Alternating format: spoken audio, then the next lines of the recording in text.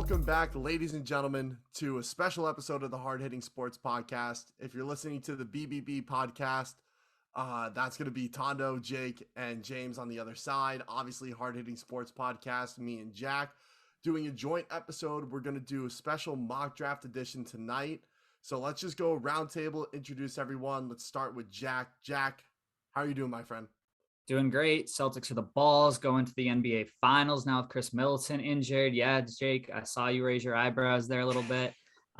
Bold take there, but I'm doing great. Looking forward to this mock draft and a little bit of a twist on this mock draft. So I like it. I like what we're doing tonight. Sweet. Awesome. Tondo, what's up with you, buddy? How you doing? Yeah, no, happy to have on. Thank you for having us on, rather. Yeah, I mean, can't believe the NFL draft is already here. Lot to look at. I think this is one of the most diluted and not a strong draft whatsoever, but that just makes it more interesting because like there's teams up top that need a lot and there's not many quarterbacks for the teams that need. So excited to see how this pans out and looking forward to everyone's picks. 100%. Love to hear that. Zimmer, how you doing, buddy? Hello, world. I'm doing very well. I think to echo Tondo's points, it's like the offensive firepower just isn't there for me this year. I think defensively, there's going to be a lot of instant impact players, which I think is interesting. So curious to see what we come up with tonight. And yeah, I wonder how close our results are going to be to the actual draft. If it's over under 50%, I'm going to put some faith in the boys. I'm going to take the over, maybe just by a little bit, but I'm going to take the over here. I totally agree with that. And James, we'll kick it over to you in 1 second, but I think just having a bunch of collective minds with different perspectives and different opinions, I think is actually going to make us a lot closer than I think any one of us would be on our own. So definitely going to be interesting. And then last but not least, Clubfoot Jim, James, Jimothy. How you doing, buddy? Howdy. We're doing good. The Mets just got into a benches clearing brawl, so I'm all fired up from that. You know, I'm ready to go. That's fun. Oh yeah. That was with Arenado, right? Yeah. We JD Davis got hit. You know, his hand's a little knocked up, so we threw at Arenado's head. And you know, like you're supposed to do. We're the guy that went 3 for 3 the first 6 innings. Huh? Yeah. It doesn't add up. Baseball is so surprisingly violent, especially nowadays. It needs to be a little more. Need a little bit more violence. But basically, for the listeners at home, what we did is we did a randomized draft order. And how it's going to work is that we're going to do a round robin snake style where James has the first pick, Tondo has the second, Zimmer has the third, I have the fourth, and Jack has the fifth. And then it's going to snake and go back through the rotation. So it'll start with Jack for the next 5 picks and end with James with the last pick in that sequence of 5. And then we're just going to rotate. This gives everyone about 6 picks. And I believe Tondo and James have 7. So, yeah, I think we're good to kick it off. James. Now, Jordan, before we kick it off, though, so we're drafting as if we are that team. So, for example, James has the first overall pick. He is picking as if he is the Jacksonville Jaguars. Tondo, second pick, picking as if he is the Detroit Lions, and then so on and so forth. So just wanted to clarify that as well. Yeah. And for more clarification, you're not picking as one team or 2 teams the entire time. It's wherever your pick lands, you pick for that team. So everyone's clear on that? Crystal. Fantastic. James, start us off. Who you got number 1 overall? Alrighty. I've been mulling over this for a few days now. I think the 2 clear options are Trayvon Walker, Aiden Hutchinson. If you want that immediate impact player, which I think Jacksonville needs, you go for Aiden Hutchinson here. But if I'm bulky, I'm going with Trayvon Walker. I think he's the kind of guy you can mold into this franchise defensive end that you need. He's raw, so it's going to take a couple years, but he seems like the best athlete, just the overall best player in this draft. Awesome. There's been a lot of speculation with him lately, and he's been shooting up draft boards. He was a mid-second rounder at the end of the season, and now he seems like the clear lock for number 1, especially in the past week, now that more news has come out about it, and this total bulky move, like you said. Absolutely. Anyone else on Trayvon Walker? Agree, disagree? I like it. I think Yeah. his stock Yeah. has risen significantly these past few weeks, which is good. I think the Jags are such an interesting team. They have good defensive, young guys, and I think to add into, he can be a part of a really good defensive nucleus for Jacksonville if they make the right moves these next couple of years. Agree with that. Anyone else? I agree with everything that was just said. I think it's going to be interesting to see Hutchinson potentially in a Lions uniform, as opposed to Jacksonville, because I feel like all offseason, we don't know who the number one pick was going to be. But I think ultimately it will be Trayvon Walker, kind of like to Jake's point. Build that nucleus up. You have the offensive pieces, you have the offensive minded coach. Now get going with that defense. Awesome. Tondo, Lions, number 2. Who you got? Yeah, I mean, the Lions are going to definitely be in that interesting spot because they're definitely waiting on whoever the Jaguars pick. I think it makes the most sense. Aiden Hutchinson, Michigan man. If you want, the Lions are at a point where they can go a few different routes. I don't think any quarterback is worth the number 2 pick in this draft. They could go offensive lineman, but they already got Penei Sewell last year. So it's like, do they really need to double down at the moment?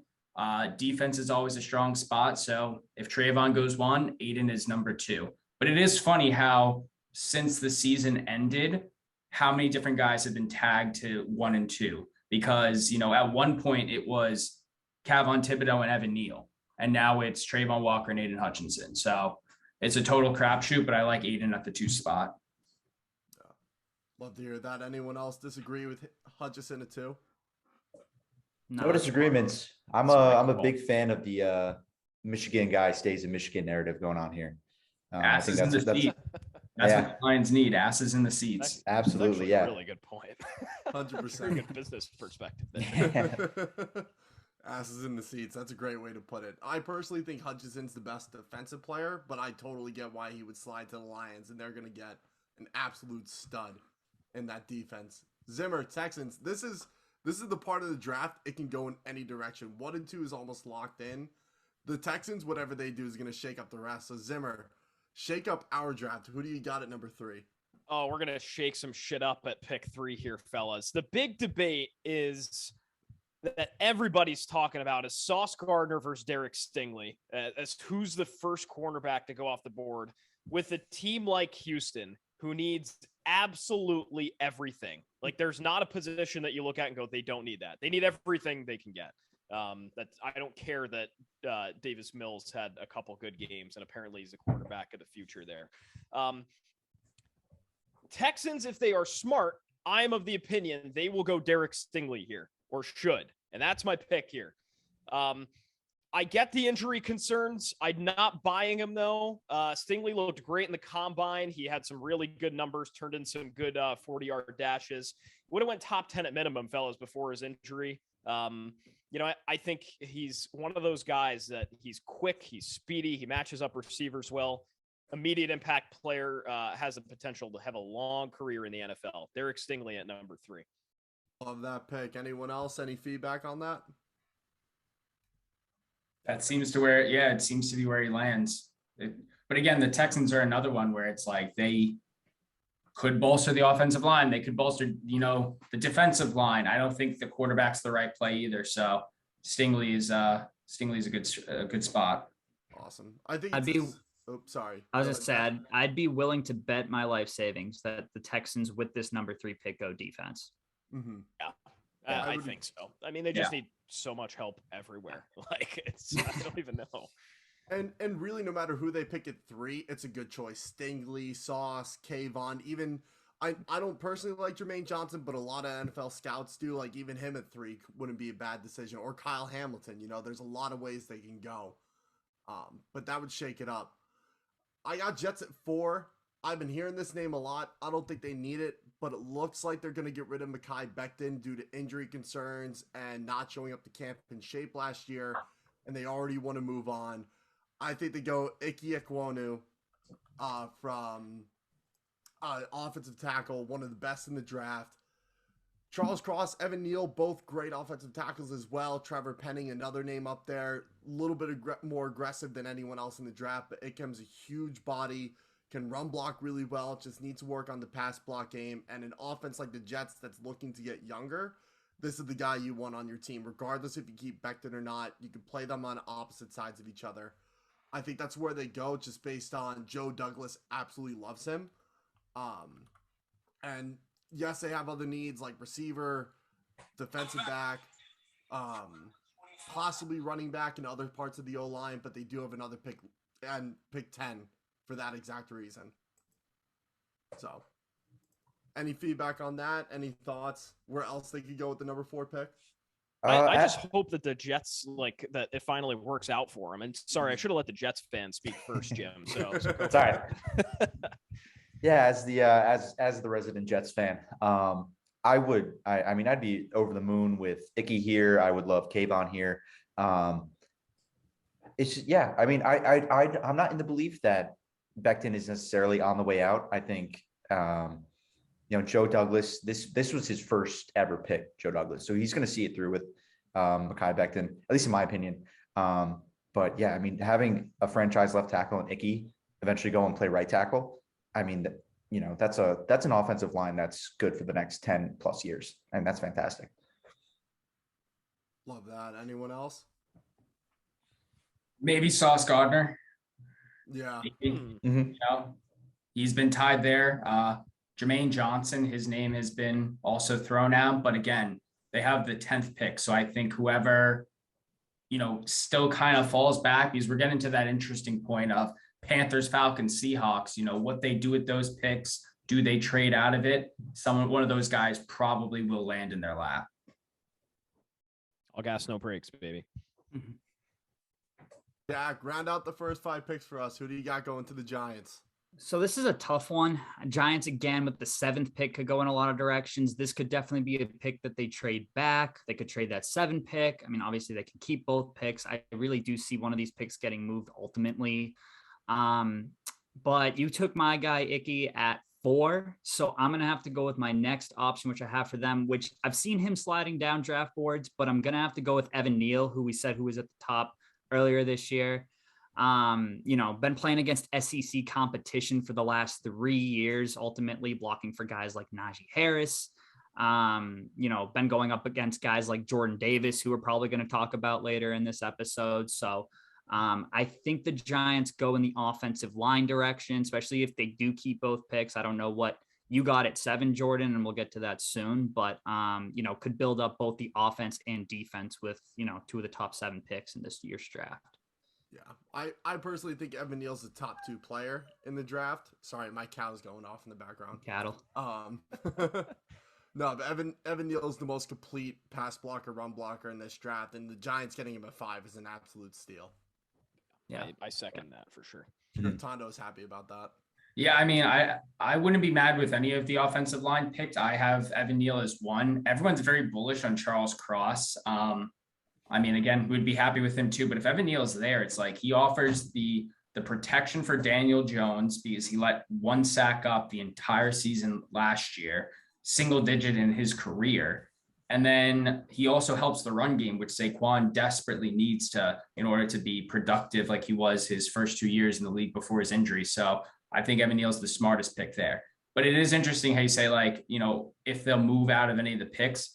I hope they don't. But financially, it makes sense. And all the analysts are saying that, like, oh, this is the deepest 3rd, 4th, and 5th round draft, which the Giants don't have necessarily a ton of picks in. So I get it. I hope they don't, because it's like, get the best people on the board and don't miss out on like a Micah Parsons like you did last year. Definitely. Totally agree with that. Anyone else? Awesome, Jack. Let's get back to you. Panthers at 6. So Panthers, I guess there's really only 2 directions I feel like they could go in. It's either you jump up and you get a quarterback here, which it seems to be Malik Willis potentially, or you also beef up that offensive line. A lot of people forget the Panthers let up the 4th most sacks last year in football. I don't think a lot of people realize that. So I think personally they are going to go offensive line. This is interesting. We got 3 linemen in a row, but it is a pretty deep O-line class here, especially at the top. So I have them going Charles Cross. He's probably, other than maybe Evan Neal, he's probably the best pass protector in this entire draft. Obviously from Mississippi State, again, going against that top SEC competition day in and day out through them. Biggest thing is just his athleticism. He's going to have to work on that. I know his combine wasn't the best, so he is going to have to improve upon that. But I think just in the pass protection game, he's going to be a huge asset to that team and protect, maybe they bring in Baker Mayfield or someone along those lines so he can protect that cornerstone for the Panthers. Awesome. Anyone else? Anyone think they can go Malik Willis here or Kenny Pickett? I see a possibility, but the more I'm listening around and hearing the draft experts saying what they're saying, it seems like the run on quarterbacks, if there is one, it's not happening until much, much later in the first round. Yeah, I agree. I just don't. Can you pick Willis at pick 6 here? Something tells me they shouldn't do that, especially when you've got Baker Mayfield on the table. Trade talks are heating up, right? I just don't know what's going to come out of Carolina. I don't think they can pick a quarterback at 6 here. See, I don't think they even entertain Baker Mayfield. I think they'll wait for next year's draft, give Sam Darnold the last go around. They've already had to trade once. I don't think they're going to do it again. Yeah. You still have Tom Brady. I'm sort of with you there. It's like, I don't know why they're looking for a QB because they should just make it work, especially given their troubles these past couple of years. Sure as shit, it's not Cam Newton. So, yeah, I'm of the belief Carson Palmer is and will be the only USC quarterback to ever succeed in the NFL. And Matt Castle, his backup. 2 good seasons. Get out of here. Hey, 7th round pick, better than Mark Sanchez. All right, Mark Sanchez was in back-to-back AFC championships game. That is true. I'm not going to deny that, but Matt Castle still had a very solid, I'd say it a solid NFL career for where he was drafted. For a 7th round pick, yeah, that's valid. So, with the Giants, Tondo, at number 7, you can't go any other way here. You got to go Kayvon Thibodeau. You have to. He slides out of the top 5 in most mock drafts I've seen, and in our mock draft is absolutely insane.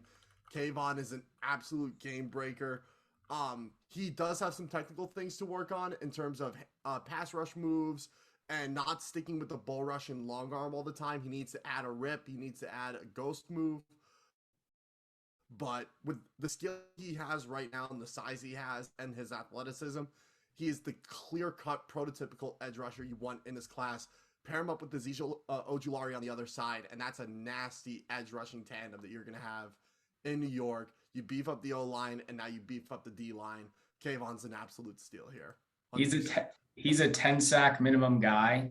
I think that, and it goes back to Jack's point, if like they trade out of 7, I think they only trade out of 7 if Kayvon's off the board.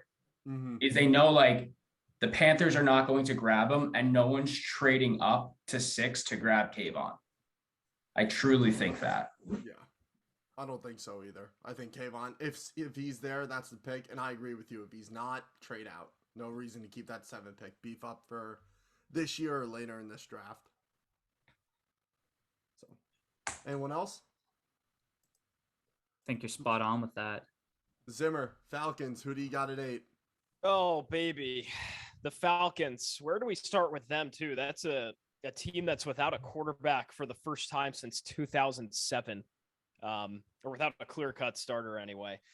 There's a lot of things they can do and should do. I think defense is definitely a need, right? You could go Jermaine Johnson here, who won the ACC Defensive Player of the Year. But, gentlemen, unless Calvin Ridley's walking through the door, they need receiving help. And he is not walking through that door in 2022 after he's serving a suspension. I think it was sports betting he got nailed for. Not good. So here's what they're going to do.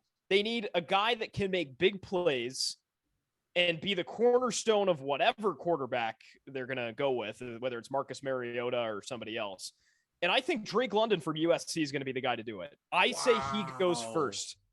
Now, this is a very interesting wide receiver class. I don't know that it stacks up talent-wise the way it has in previous years, but Drake London's a big dude. I think I had him at 6'4". Is that right? Yeah, he's 6'4", 220. Big old target. I'm telling you guys, people are real bullish on him, and I think London's the first guy that goes off the board in the wide receiver column. That's where I see the Falcons going here. Interesting. I think they can go either way for receiver, but Drake London's a super interesting pick. He did play a lot in the slot, and he's a very big body. He's basically 6'4" Cooper Kupp, if you could picture that. Right. I just think he's so speedy. He's whatever quarterback they're going to get in there is going to have an easier time if Drake London is a part of this offense. I think he is the guy on this wide receiving group. Out of all of these, 6 guys we've got listed, or 7 guys you've got listed there, I think he makes the most impact on day one. Interesting. Love to hear that. Anyone agree, oppose? I think it makes sense that the voice of Bryant men's basketball has the former college basketball player as the first wide receiver taken off the board. I would just like to say that Drake London did play 2 games at USC. I'm just waiting until you pick Peter Kiss. For the next pick. why you gotta ruin the surprise? Why you gotta ruin the surprise? I gotta try to ruin the Bills franchise somehow. Peter Kiss would give them that attitude that the Buffalo Bills, fit right into the culture there. But I don't know about his playing ability, at least in Buffalo. Awesome. Anyone else? Tondo, Seahawks, number 9. This is the wild card of the first round. So go in any direction. They probably will trade back, but at number 9, there's a lot of options they could go with. They have a lot of needs. Yeah, I was just looking at the depth chart right now. I mean, I don't think they take Malik Willis. To be honest, I don't think Malik Willis is in the next 2 years. I think in the next 2 years, he's going to be still as comparable as Drew Lock. I really don't think that's their guy. I might be wrong. I might be right. Who knows? But there's a name out there that hasn't been taken yet, and it's Sauce Gardner. I mean, the fact that he's been a top 5 pick in everyone's mock drafts, and it's just not that anybody's picks are wrong. It's just if Derek Stingley's 1 and everyone else is going O-line, and Kayvon Thibodeau falls that fall, it's Ahmad Gardner needs to be in the top 10. So sorry to Jim and the Jets, but I think the Seahawks have to go there. If it's not him, it's Jermaine Johnson from Florida State.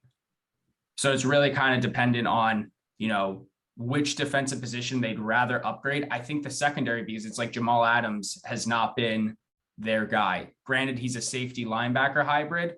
Bolster up the secondary while you can. I totally see them going Sauce there if he's available. That's just a smarter pick. Yeah, nothing wrong with that pick whatsoever. I think if he's there, they got to take him. So, anyone else on the Seahawks? That I feel like that'd be a very Seahawks pick, bolstering that secondary, getting back to the Legion of Boom era. He could be the next. Why am I blanking on his name? Richard Sherman for the next however many years. Hopefully, it doesn't end the way Richard Sherman. Yeah, I know. No, I mean, if Sauce is there, it's right on. You got to take Sauce if he's available to you in the 9 hole. Very similar to years past where, you've got 2 clear cut, and now I can't even remember a single year where they, there were 2 guys sort of all right, which one goes first? Then you've got to wait a bunch before people pick their offensive linemen and before they pick their edge rushers. This is very interesting here. Yeah. Yeah. Sweet. Jim, number All right. 10, Jets. Pick 10. Having gone offensive tackle first, I think we could go either wide receiver, defensive end here. I think this is a deeper defensive end class than previous years. And ever since, I want to say 2014, every wide receiver class has been stacked. So I guess I'm still going to go wide receiver here, though. And with Drake London off the board, I think Garrett Wilson fits the bill here for the Jets. He's got 4.38 speed, which was something I don't think anybody really saw coming out of Garrett Wilson. He's an excellent route runner. He is great after the catch. And like I said, he has that sneaky speed. I think he's a great complement to Elijah Moore, who is going to transition more to the slot. And he's going to end up being the X guy we need. Nothing wrong with that pick there. Anyone else? James, as a Jets fan, you think they trade that pick for Debo at all? Is that still in the works? Or I mean, it sounds like it is next to impossible coming out of the San Francisco's front office. Why would you? You have so much control left on Debo's contract, but I would do that in a heartbeat, personally. Yeah. Agree with that. I would too. I hope they don't, just as a Patriots fan. Yeah. Don't really want to have to guard Debo twice a year, but yeah, absolutely. Guys. awesome. I like the Garrett Wilson pick. I don't see James personally. I don't think Jamiston Williams is going to drop out of the top 10, but Garrett Wilson is a fine replacement for that pick, anyways. So, but who knows? Maybe the Commanders go receiver. You got that pick too. What do you have? Yes. Spoiler. I am going for a receiver here as well. I think, this is going to start kind of Drake London started the run now on wide receivers. We know there's like 5 in the first round that are pretty popular and pretty, set at their locks for first round picks. But I think I'm going to surprise people here, and I'm going to go Chris Olave, back-to-back Ohio State wide receivers. Wow. It is rumored that the Commanders like Chris Olave a lot. There's an Ohio State connection there with Curtis Samuel and Terry McLaurin. Again, he's got 4.3 speed. He's beautiful after the catch. And I mean, I think he's just a great fit in there. I don't disagree with that at all. Chris Olave, again, another 4.3 guy, like you were just saying. Ohio State receivers tend to do really well in the NFL. So having 2 go back-to-back is, I think, completely fine there. Anyone else? Yeah, there's talk that I was looking at, this is according to Philly Voice. They did their own mock draft, and they had Olave going 12 to the Vikings, actually, which I thought was interesting, too. They said, they're talking about Kevin O'Connell and just his prowess in the Rams offense and things like that, which I agree. I don't know if he goes here, how well he immediately gels. I think probably pairs well with Terry McLaurin, who's running most of the deep routes, but we'll see. I mean, I think he could have some success in Washington. That Minnesota pick would make sense too with the aging of Adam Thielen. He's kind of getting towards the past his prime age. So right. They need a little revitalization in the wide absolutely area for sure. Yeah. Let's see if they do that with Tondo's pick at 12. Tondo, who do the Vikings take here? Yeah, I mean, not only is Adam Thielen aging, their whole team's kind of aging. I mean, in their safety position, who is their safety right now? It's Harrison Smith and Xavier Woods, I want to say. Yeah, so both on the older side. And then on the edge position, you also have why am I drawing into the blanks? Danielle Hunter and Zadarius Smith, who both, I believe, missed like 26 games last year combined. So I'm at the point where it's like best man available on the board. I'm going to take Jermaine Johnson here, the edge from Florida. Minnesota man, another guy ass in the seats, reunites at home. But I really think they could go one of 3 ways. Either there, Kyle Hamilton hasn't been said yet. He's a safety linebacker position who I think is, pretty versatile. And then any of the receivers, truly. So, but I'll take Johnson in this pick. Super interesting pick there. I love to see that. I agree with the pick because Zadarius and Neal both have had their injury struggles, and Zadarius is getting up there in age. I believe he'll be 30 this upcoming season, and Neal's not getting any younger. So I think as a third sub option who could play inside or outside is really solid there. Does anyone think the Vikings can go in another direction, or do you think edge is the way to go based on the board? They'll probably take an edge, or if they don't go with an edge, which I love the Jermaine Johnson pick here for them. I think, again, I keep talking about guys who can make an immediate impact. He probably starts, game 1 and gets most of the sets. I could see them going wide receiver, of course, as we mentioned, but, I think that's the way to go for the guys in Minnesota here. I think if Kyle Hamilton's here too, they have to at least consider him. I know that was a guy we were talking about as a top 4 pick, maybe to the Jets or Texans just about a month or so ago. So I think they definitely got to consider that too. But I think if Jermaine Johnson's there, you got to take him. He's the best player available, like Tondo said. Yeah, I could definitely see Hamilton there. Minnesota definitely has their history of drafting defensive backs in the first round, whether or not that works out. But yeah, that makes total sense. What do you got at 13? Texans. Yeah, there's no secret. Texas Houston, a bunch of needs again. I think they're going defense again here, which is Kyle Hamilton, oddly enough, right? Already have him with the guy in the secondary earlier in the draft, but I still think they need a bunch of defensive help guys. And, when you look at the most athletic guys on the board across the entire draft, I think Hamilton's probably top 2, and he ain't 2, as Will likes to say on our show. Incredibly versatile. He's this guy is the perfect modern safety, right? He is quick, he's good in coverage, and he can tackle the living shit out of guys. So Kyle Hamilton's my pick here. Most athletic player in the draft goes to Houston. Love that. And he's massive too, 6'4", 220. That's not normal safety size. And I think it's a perfect fit with the Texans, especially with Derek Stingley also helping out in that secondary. So if he falls at 13, it's a steal, regardless. So anyone else? No, I think he's a great guy. He can play a lot of sets. He could even line up as like your nickel probably at some points. Very similar to a Patriot that I like, Kyle Duggar. Definitely not the same talent level. Kyle Duggar was a D2 player, but a little bit of an oversized safety with some speed, can line up with tight ends as well and really be physical with them on the line. My one knock on Kyle Hamilton was his 40. To my knowledge, was a little underwhelming. I think it was somewhere in like the high 4.5s or low 4.6s. But I mean, any player that you can have play essentially anywhere in the secondary or even linebacker is just rare and something that you need to take advantage of. I'm up next with the Ravens. They could go receiver, they can go corner, they can go anyone on defense, really. I'm going to go with probably the largest mammoth that has been in the draft for in recent years, Jordan Davis. Woo! He's an absolute game record. They need inside help. Derek Wolfe is non-existent in that defense. Calais Campbell's probably going to retire next year. Michael Pierce had a down year with the Vikings, and Justin Madubuike is too young and too inexperienced. They get help on the inside. Mike McDonald is bringing in a brand new defensive regime, kind of similar to the Ravens since he was the linebackers coach a couple years back with them.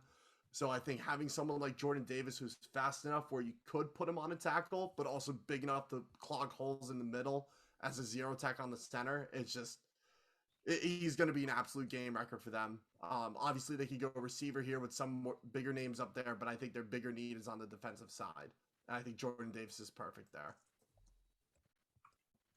I love that. I mean, it's not every day you get to draft a 6'6", 340 dude. I mean, that's like, he was on my list looking down for the Eagles at one point, but I'm amazed. I should say I'm not surprised that he got snatched up beforehand. That he's going to be special. I also could have seen him fitting in well with the Packers. Maybe that's for later down the road, but you look at guys like BJ Raji and stuff who just absolutely clogged up the center, and he just would look good in a Packer uniform. So our fantasies will not come true, sadly, because he'll get long snatched up before then.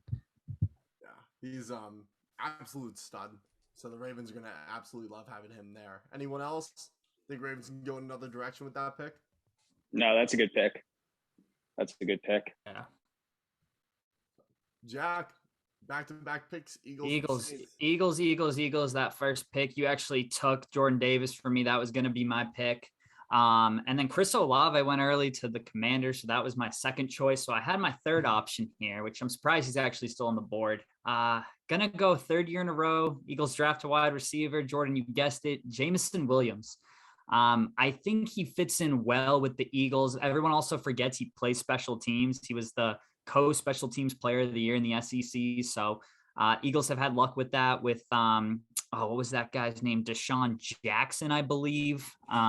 He had a great career in Philadelphia. I think Jamiston Williams will line up really well with his former Alabama connections in Jalen Hurts and then obviously Devontae Smith. He's definitely similar to Smith in some ways. I know the injury history, obviously, and then a lot of people comparing him and just calling him lanky and skinny, and he's not aggressive enough. So I think similar to Smith, I think Smith had a solid rookie season. We'll see how he grows in that second year. And I think getting Williams will just make up for that pick a few years ago of Jalen Reagor in the first round.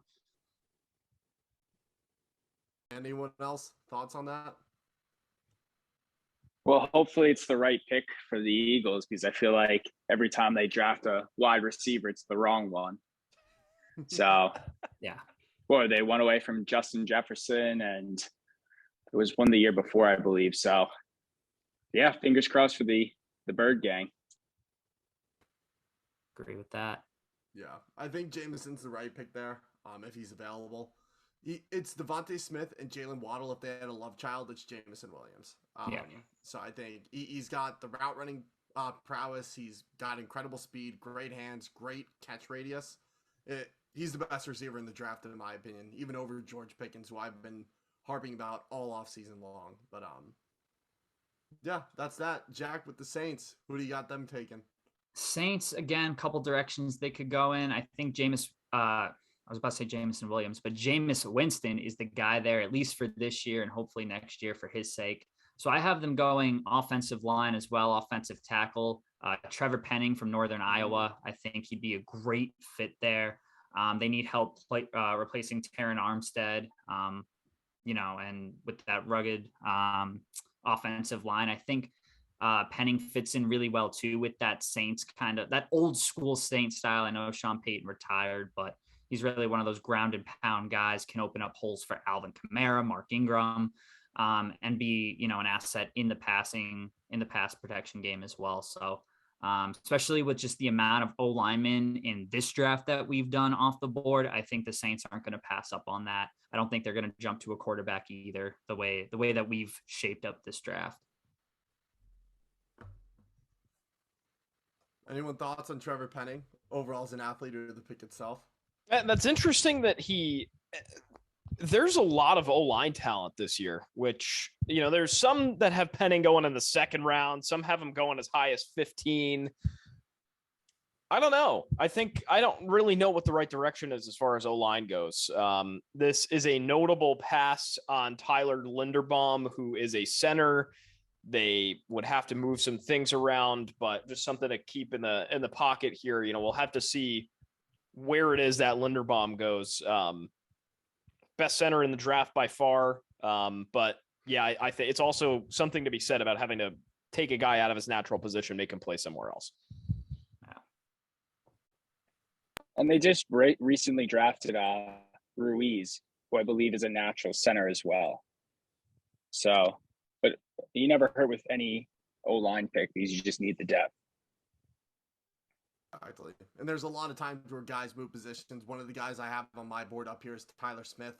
I have an asterisk next to him. He played O-tackle in college, will most likely move inside to guard.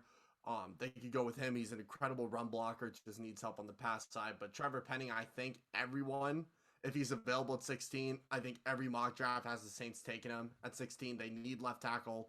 He has the aggressiveness, just needs to work on a couple of mechanical things. And once he works on that, he could be arguably the best tackle in this draft once he works on that mechanical stuff and that technical side. So we'll see how it pans out for him, but I think that's a great pick. Number 16, Jack, right there. Number 17, Chargers.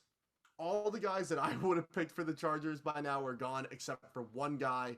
I'm going to go Treylon Burks.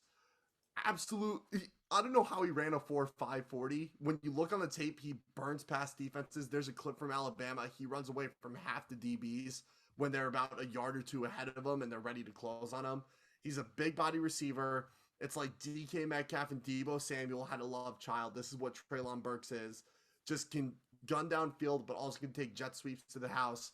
And he's big enough to play in the backfield. That's like Deebo, like 5'11", 205. Like, yeah, he did well in the backfield. Treylon's someone you could actually plug in the backfield and he could completely change your offense, especially in a running attack. And with the Chargers, with Austin Eckler as the main guy out of the backfield, I think they're going to want a second option, and Treylon Burks could be that guy.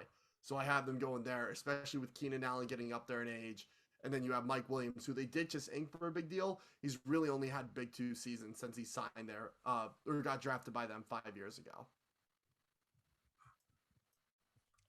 I'll take it to the grave. I mean, anybody in the SEC, any wide receiver that has a good chunk of the share in the SEC is an excellent pick.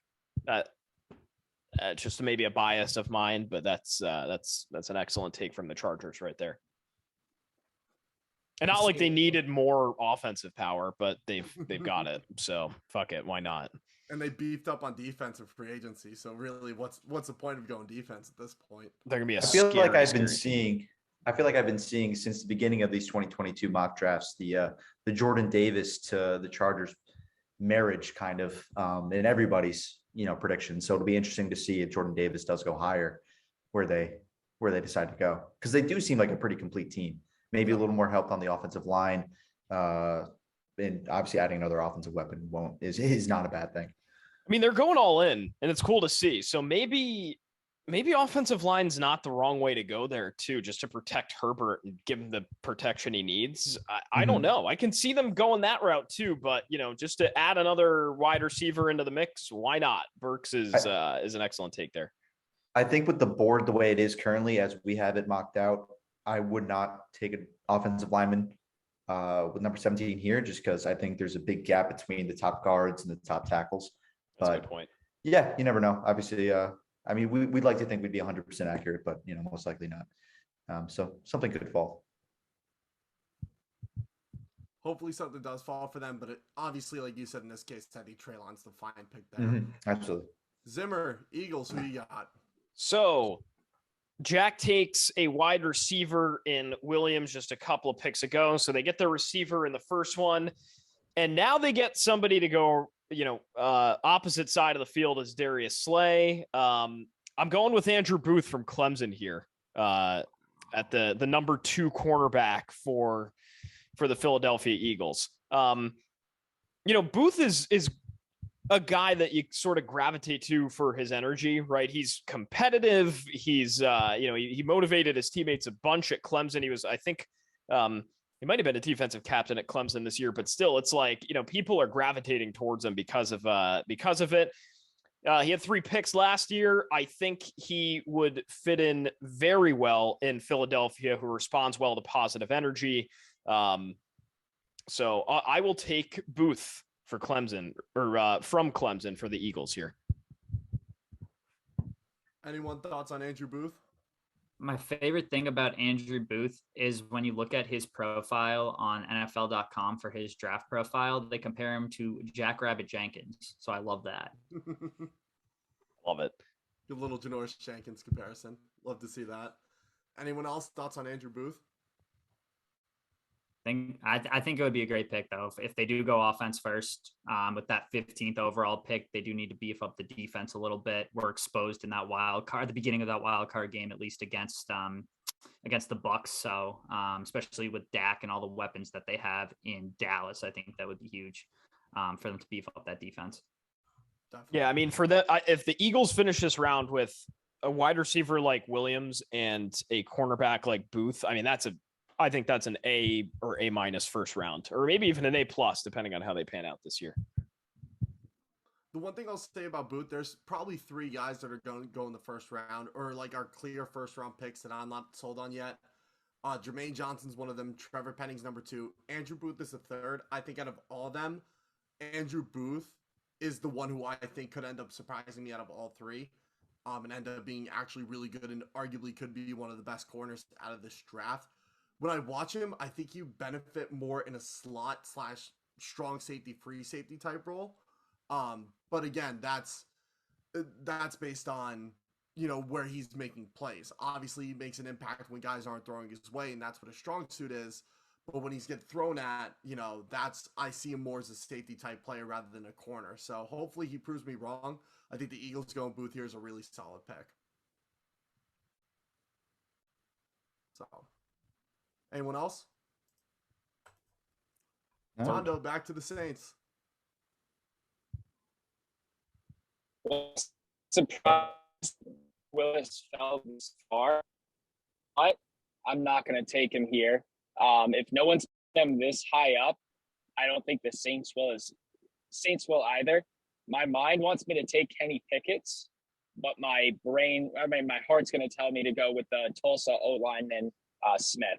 Might as well go back to back, bolster up the offensive lineman, protect Jameis Winston, because he clearly, it sucks his injury, but if he can stay healthy, he can still sling the ball. So I'm going to say bolster off your offensive lineman and go there. But I would have loved to take Pickens there. Tyler Smith, back-to-back O-line. That's super interesting. Do you think they'll bump him inside the guard, obviously, now that they have Penny at left tackle? Probably. I think even if it's just a depth piece, because I'm not too familiar with the rest of their line looks like. So you never know. Yeah, I mean, I think, correct me if I'm wrong, Laube, is it just Armstead that's there? I don't even know. They have Andrews Pete at left guard, and then, like you said, they have Ruiz at center. So I think right guard is where they would end up playing him. And I think Tyler Smith would be fine either at left or right guard, just based on great run blockers, so you can put him in either spot. So I think it's solid either way. I like. If you want to build long term in New Orleans, I think that's a decent strategy. Of your quarterback will come again. It's probably not going to be this year, but it'll come eventually. Surround with the guys that'll be there for a while, protecting the play caller. I don't hate it. For sure. I mean, we see teams double dip often, especially not. Or I was going to say, we haven't really seen it with 2 first-round picks, but I mean, the Ravens did it with Hayden Hurst and Mark Andrews in the 3rd round. Look how that worked out for them. This could be a situation where double-dipping O-line in the 1st and a skinny top-end offensive line draft, like that's really solid there. They can end up making some big pieces there, and then that's going to mess up a couple drafts later on for a couple of teams with later picks. Yeah. Awesome. James, Steelers. I think this one is one of the most debated where they go in terms of late round picks, but who do you have here? Yeah, so I told you guys already, I'm a big fan of the narrative of the hometown college guy staying in the area, playing for the same city. So Tondo, thank you for not taking Kenny Pickett, and I'm going to go Kenny Pickett here. First QB off the board. First QB off the board. I think Kenny Pickett, we're very a lot of people are saying, and I think it's true, he's a high floor kind of guy. He's a plug and play first day starter. The Steelers, I think, they were a pretty competitive team last year with a human traffic cone for a quarterback. I think if you get a guy who's younger, has played in the elements of Pittsburgh, they're right back in the mix again for AFC champion, Super Bowl contender. Did you call Big Ben a human traffic cone? Yeah, he's a liability out there. And with no remorse, too. Look at you. Straight face, nothing. No. Just set it straight up. Love it. Zimmer, what do you think of that pick, buddy? Yeah, I actually really do like it. I think Pickett's a guy, hey, they're talking about his hand size on the Barstool platforms, and he's got big hands, so that could translate well. Now, in all seriousness, I think this is a guy that has a really good frame. He's mobile, and you can build around him. Who wouldn't want to play next to Kenny Pickett? Who wouldn't want to get balls from Kenny Pickett? I know I would. But I won't sniff Heinz Field unless I'm a few rows back having a few beers. I'm pretty pumped for what this can lead to the Steelers franchise. I always said he would look good in Steeler black. And we're going to find out. He has to make up for his unfortunate last name for a quarterback, however. That is his one knock. I actually think it works. Yeah? I think Pickett works. Right. I understand the innate irony of it all, but yeah. I just think his swagger, like to pull out a fake slide in a championship game, I think it's just so sad. He got the Pickett rule now. There's a Pickett rule in college football. Yeah. Exactly. See, that's kind of sick. Like having imagine the Laube rule. That'd be sick. Laube rule. That'd be pretty cool. You're gonna have the Ben Simmons rule in basketball pretty soon. Well, Ben Simmons sucks, Jack. So thank you. Obviously, but I'm just saying, not every rule is after someone who's good. That's very true. Is there a long snapping rule that we can name it the Laube rule or what? I mean, you can't hit the snapper anymore, but you can't jump over the snapper. You can't block it. That'd be a great one. We'll have to brainstorm on that one. Yeah. We can. We'll come back. We'll get the sticky notes out. We'll have the stick it. The Kenny stick it. Kenny stick it. We'll have a 32 pick first round of just ideas for perfect a rule after Jordan. Yes, snake draft. I love it.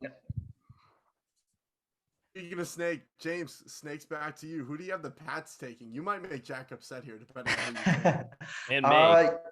Yeah. So every year there's just, there's a guy out there and you're like, that guy's a Patriot. You saw Mac Jones last year, just in and out. You're like, okay, that guy's a Patriot. This year for me, that is Trent McDuffie out of Washington. I think there's kind of a glaring hole now at corner because of the JC Jackson heading over to Los Angeles. Trent McDuffie, he's got 4.4 speed. He's great in coverage. He's good run support. I just think he's a great Patriot. I think he's a great player. One of the top 3 or 4 corners, and I would not like to play against him twice a year, but unfortunately, the Patriots would love to have him, I think. We can match up with Garrett Wilson. Yeah, exactly. No, Perfect. I like that pick. I like that pick a lot. I think that we definitely need secondary help. If not, I've seen Devin Lloyd in a few mock drafts as well, because obviously Dante Hightower aging. We haven't had the best luck at linebacker as of late. I know Chase Winovich is more of an outside linebacker, but still. So either way, I think defense really, I don't want to say we can't lose because I don't want to jinx ourselves, but I think we're going defense with this pick, and I like Trent McDuffie here.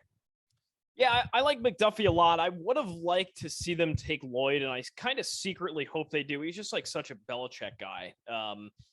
Very athletic, very quick, very agile. He actually had 4 picks as big of a linebacker as he was too. So I think he just gels with Belichick's system a bit better, but there's that element of like, you look at McDuffie and you're like, oh shit, like he's a Patriot. Definitely. So I see them going either of those 2 ways here. I mean, they definitely need to address the secondary before the linebacking core, but again, you're also banking on Hightower to be as effective, which he wasn't as. Yeah, that's the thing. It's like I'm not necessarily married to them addressing the secondary first, because they're going to need to address. It's like one or the other with the Patriots every single year. You go through this vicious cycle of, oh shit, the secondary's on this year, but Chase Winovich sucks and there's no edge rusher. So what do? You go and get Matt Judon, right? And then you go and get Matt Judon, and everyone besides JC Jackson this year was not that great. Hate to say it. So I don't really care what they do. As long as they go cornerback or linebacker here, I will have considered this pick a success. Going back to Devin Lloyd is, would age be a factor in you drafting him, because he is 24 years old coming out of college? I don't really think so. You don't think that matters as a first rounder? That's a man. That is a grown man, yeah. And I mean, linebackers aren't a position that lasts a while. Look at Luke Kuechly, who was a generational talent, retired in his early 30s. No, he retired when he was 29. Yeah, so not even 29. So in that logic, say if Lloyd becomes this talent, which again, the draft's a crapshoot, but you get 5 years out of him. It's either 5 years out of like a really good talent, or 2 years of a really good cornerback, and then he goes on and gets paid, get the bag from somewhere else. That's just also, you can look at it either way. Yeah. It would be great if they addressed one of those 2 in the first round. Victory for us, I think. Mm-hmm. Victory for, and I say us, not as the Patriots, for Jack and I on the call here, because I don't like saying we about a team. So for us as fans, it's a victory. All right. I will say it is interesting how there's 5 possible first round linebackers and none of them have come off the board yet. So I know. Mm-hmm. Maybe that changes with the Packers. They don't really need one. They just inked Devondre Campbell. But Tondo, who do you have the Packers taking here at 22? Yeah, I think the only position, and it kind of depends on the rest of this draft. I mean, based off this one, it's got to be a wide receiver, and I'm going to take Dotson over Pickens. Dotson out of Penn State. Yeah, I would have loved if the Packers could grab one of the Ohio State guys, but they're going to go quick. So give me Dotson, but either way, it has to be a wide receiver here. I agree there. I mean, besides Dotson and Pickens, there's maybe Christian Watson is one of the other names that could be there. If Mechie didn't tear his ACL, that could have been another option there as well. But I think those are the only 2 clear-cut options at receiver there, and Dotson's a fine pick. I think it's a good outside and a guy who could play inside as a threat as well. I think NFL.com put it really well. They identified correctly that it's been 20 years since the Packers have drafted a receiver in round 1 here. So they might not go that way if we're looking at just history, but I mean, This is a glaring need. For the first time in these 20 years, the Packers finally have that glaring need of, oh my God, what do we need to do? Matt LaFleur says it all the time. He says we need to take the top off the defense. Right now, you can't do that with Marquez Valdez-Scantling and 45-year-old Mercedes Lewis if he's still there, right? It feels like he just continues to come back. Is he retired yet? No, I don't think so. Still on roster. Although MVS is on the Chiefs. Oh, MVS did go. Yeah. They did get Sammy Watkins, though. Sammy Watkins is Yeah. a big ad. That is true. I don't think Watkins can, if he's the guy there, they can't run the offense they want to. So, I don't know. A guy like Dotson, for me, he helps. I'm not saying he's the fix, but he helps. Anyone agree, disagree? No, I agree. I think it would be interesting to see with how many receivers we had going off the board relatively early and back to back. If that does start to happen, will the Packers try and trade up potentially with the 2 end of the first round picks or with some later picks as well? Awesome. All right, so we're into the last 10 picks here. Zimmer, Cardinals, make me happy. Who do they take here? Cardinals they're just so awkward, right? They have a weird amount of roster holes. It's very weird. So, there's a few thoughts that I have. They could have went cornerback. They could have went edge rusher, right? You bolster the pass defense up a little bit. But I don't know. I think I'm going to take the defensive tackle Devontae Wyatt here. Interesting. Okay. Yeah. So they've got a bunch of needs, as we mentioned, right? But I think I sound really like I swear I know what I'm talking about, but guys that make an immediate impact, that's like my number one criteria for this draft. And I think, Laube, this very well. Cardinals switch out their defensive linemen on like every single snap, right? They put a whole new set in. This is a guy that I could see taking over 50% of the snaps he's allotted in year one. So, like the way this kid plays, I think he could be a nice fit for them here. So give me the senior defensive lineman from Georgia. He's another man, like 6'3", 307 pounds. Big dude, can clog up some run holes. I'm game for Wyatt here. Yeah, I think if Jordan Davis isn't in this draft, we're talking about Wyatt as a top 15, and don't let him slip past 15. He is technical wise, using his hands, using leverage, he is better than Jordan Davis. It's just Jordan Davis has a higher ceiling, and that's why teams are taking him. So I don't hate the Wyatt pick whatsoever. I think it definitely fills the need. And like you said, we're awkward. We need interior line. We need an edge rusher. We need corners. We need receivers, even though we just brought back AJ Green, but it's AJ Green. So bye-bye. Me personally, I probably would have gone Pickens there, but I also value Pickens so much higher than anyone else I know. But Devontae Wyatt, if that's the pick, I'm completely happy with it. Right. So, anyone else? Cardinals? No, I like that pick. Mhm. Sweet. So I'm in a weird spot because I think the Cowboys need O-line, and I also think they need an edge rusher because Micah Parsons a part-time pass rusher on the edge, and I think they want to use him the same way because that defense played so much better when they could either play him off ball or on ball. They still have DeMarcus Lawrence. He's getting up there in age, and they brought in Dante Fowler, who has not lived up to expectations. I'm going to go George Karlaftis here, the Greek edge rusher out of Purdue. Very good pass rusher, just needs to work on the run game a little bit, but that's exactly what you want him in Dallas for. He can learn from DeMarcus Lawrence. He can beef up inside if you want him to. He's 6'4", 275. I would like to see them go O-line here, but if Karlaftis is there at 24, he's got to be the pick. And that name honestly looks sick on a white Cowboys jersey.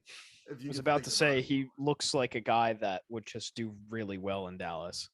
Yeah. And a name oh man, can you just picture Joe Buck like calling a Cowboys game going, oh, and Karlaftis makes the tackle and forces fourth down. Why is that so spot on? That's hilarious. I love that. I could see them going Linderbaum there, and if Tyler Smith's there or another offensive tackle's there, I could see them going that way too because they did lose Collins in free agency. I think Steele's fine as a bridge tackle for the next year, but with Karlaftis there, you got to go with the best guy on the board. And at this point, he is the best guy on the board. So, Jack, Bills, who do you got? All right, so Peter Kiss off the board officially. I'm just fucking around. Bills could go in a few directions here. I've seen running back, I've seen cornerback. I think they're gonna go safety though. I think they're gonna go Lewis Cine, right? It's Cine. That's how you pronounce it, right? Or Cine, either way. Cine, yeah. So I think they're gonna go. I think they're gonna go safety because you got Jordan Poyer and you got Micah Hyde, two older guys. Experienced guys, very good defensive players, but in terms of what the Bills need, we saw that shootout with the Chiefs last year. Obviously, the Dolphins beefed up their offense. I don't know if Tua can throw the ball as far as where the safeties stand, but you never know. And just in terms of what they need, you got, like I said, the two aging guys at safety. I think Hill, he had a great year with Georgia. Obviously, ultimately helped them get to that national championship game. He was an All-American, second team, SEC, all SEC teams. So I think he had 2 or 3 picks this year as well. So I think he'd be a solid addition to the Bills. Sweet. I don't disagree with that safety pick whatsoever. I think DB's the way to go. Poyer coming off, he was personally I thought he was the best safety in the NFL this year, and Micah Hyde was up there as well. Played really solid, but obviously getting younger is important, and Cine there is a solid pick, or Cine, however you say his name. Mm-hmm. Anyone else thoughts? Think Bills could go running back here instead? I think they could. They would be happy here with either Cine, or Daxon Hill. Would be a great pick there as well. I like Dax Hill a lot. Solid. Jack, Titans. What? You want to go, Zimmer? No, I was expressing my agreement there. That's really all. Gotcha. The Haitian American goes to Buffalo. Yes. I think he must be one of the only Haitian American dudes in recent history in this draft. But don't fact check me on that, or please fact check me on that. And then 26. So we got the Titans. 2 directions. Mike Vrabel, personal connections here for both. There's Zion Johnson from Boston College. His roommate actually was Mike Vrabel's son. And then we got Desmond Ridder as well, who I think could be a potential pick here. I'm gonna go in the direction of Zion Johnson just since he slipped. Obviously, I'm a big Boston College guy as well, so I would love to see him get taken in the first round to a pretty good team. But we've talked about him a couple of times. He's versatile. He did play 1 game this year at tackle, played most of his games at guard, though, obviously, as well. 2-time captain of Boston College, has been there, was nominated for multiple awards for O-lineman this year, and just, helps that BC run game. That's what their strength is on. Not that they're the best team in the ACC by any means. But definitely I think as a first round pick, and with all the, again, O-linemen off the board, I think he's one of the better interior O-linemen in this entire draft. I think Zion is, besides Tyler Linderbaum, is arguably the best interior lineman in this draft. Yeah. So like the Zion Johnson pick there. Surprised he fell this far, but Titans make the right choice there. Anyone else? Yeah, Bernard Raymond, Central Michigan. Who else could it? Kenyon Green, I think, would have been decent options, but I think Zion Johnson's got to be your guy here. That's simple, I think, for reasons that were already mentioned. Best interior lineman in this draft. Definitely. Awesome. Me with the Buccaneers. The fact this guy slipped this far, yes, he's a center, but I think they can move him to guard. They're missing that one interior offensive lineman piece with Alex Kappa leaving, and with Ali Marpet retiring. I think they got to go line here. It's really the only need they have. Tyler Linderbaum has got to be the pick for the Buccaneers. And here's the better part about it, is that once Ryan Jensen retires in the next 2 or 3 years, he can move back to center, whether Brady's the QB or not, go back to his natural position. You seal up there, and then guess what? You need another left guard. You can draft someone there later rather than finding a center, which is kind of rare to find a true center in a draft as good as Tyler Linderbaum. I'm with you. That was a monster year he had. He's I'm trying to pull up his stats and they won't pull up, but it's grown abundantly clear. I said it a bit previously. He is the best center on the board in 2022. Definitely. Mhm. Anyone else thoughts? Yeah, similar to what I said with Jordan Davis, I feel like since the beginning of time, you've seen the Linderbaum Cincinnati Bengals marriage that we all just kind of assume is inevitably going to happen. But yeah, again, the board falls this way. It'll be interesting to see how that packs what Cincinnati does. For sure. And I'm not just saying that because I have Cincinnati in a couple of picks, but Yeah. We'll see. We'll see who the Buccaneers actually end up taking there if Linderbaum's not available. But in that spot, I think that's a good pick. 5 picks left. Let's roll right through them. Tondo unfortunately had to drop, so he sent me his picks. I'll be making his picks for the Chiefs and Lions later on. But Zimmer, Packers, lightning round. Who do you got them taking? Devin Lloyd here. You know, they've got their rotational players at linebacker, or their starters, I should say. But Lloyd's one of those guys that if he's here, he can get a good opportunity to succeed. I take Devin Lloyd. I know we're ripping through these last couple just in the interest of time. So give me Lloyd. Love the pick here at 28. Awesome. Love to see that. Tondo, he said if George Pickens is available, the Chiefs will take him. And that's exactly who we're going to give the Chiefs here. Going to go George Pickens. I've obviously talked about him more than I can talk about him anymore. But raw talent-wise, could be the best receiver out of this draft. And he fits perfect with Patrick Mahomes. So. all right, Chiefs at number 30. I was debating this for a little while. I was kind of hoping Tondo wouldn't go George Pickens. I was going to throw you guys a curveball and take Sky Moore here. But I'm actually going to go with Logan Hall, defensive lineman from Houston. He's been shooting up draft boards a lot recently. Just a big body to stuff up front. I like him a lot. Compliments Chandler Jones very well. Just think he's a good fit there. Anyone else? No, that's great. I think that's a great pick. Yeah, then with the Bengals. Yeah, with the Bengals, I'm going to go Kenyon Green. Kenyon Green, has, fact check me on this, quote me if I'm wrong, but he's been rumored to say like he's okay with necessarily, changing from guard to either tackle or center. Center's a glaring need for the Bengals. Billy Price was not the answer, clearly. So yeah, if they transition to center, I think that's a perfect fit for them. Love that. With the last pick, Tondo said he's going to go David Ojabo there. The two teammates, Aiden Hutchinson and Ojabo, reunite with the Lions in Michigan.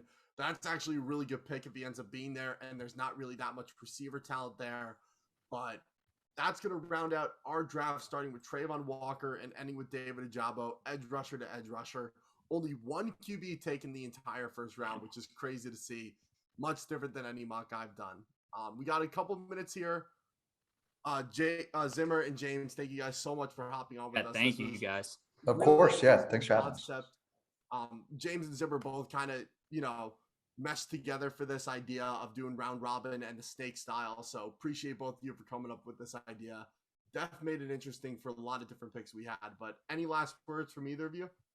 I'll just say that's a total pleasure. Clubfoot Jim sort of came to us with this idea a bit back, and no better combination of forces than we did here, fellas. There's a lot of knowledge in these brains.